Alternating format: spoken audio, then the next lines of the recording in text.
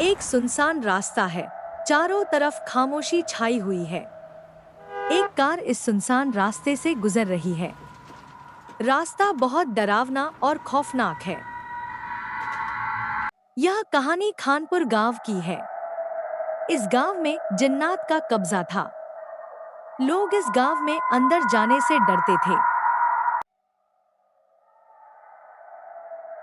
सड़क के किनारे एक चाय का ढाबा होता है जिस पर लिखा होता है, रामू चाचा चाय वाला। एक मुसाफिर कार से उतरकर ढाबे की तरफ चल पड़ता है।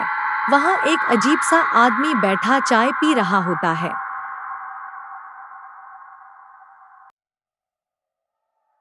रामू चाचा, यह बताइए कि खानपुर गांव कितना दूर है और हमें एक कप चाय दे दीजिए। सुनो मुसाफिर, मैं तुम्हें चाय तो दे देता हूँ, लेकिन जो भी मुसाफिर खानपुर गांव में गया है वह कभी जिंदा लौटकर वापस नहीं आया। ए मुसाफिर, अपना ख्याल रखना। गांव पर जिन्नों का कब्जा है। एक मुसाफिर डाकिया था जो खानपुर गांव में किताबों की डाक पहुंचाने आया था। वह कार से उतरकर डाक देने के लिए धीरे धीरे घर की तरफ चल पड़ा। घर के बाहर मेज पर दो चुड़ैलें बैठी होती।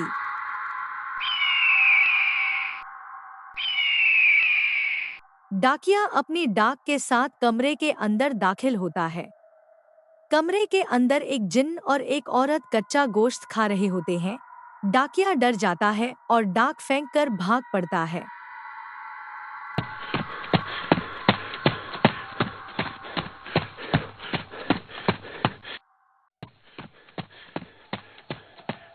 डाकिया मुसाफिर जान बचाने के लिए जंगल की तरफ भाग पड़ता है। चुड़ैल और भूत मुसाफिर पर हमला कर देते हैं। एक नेक परी अपने जादुई कालीन पर मुसाफिर डाकिये को जिन्नात के हमले से बचाकर आसमान में ले जाती है।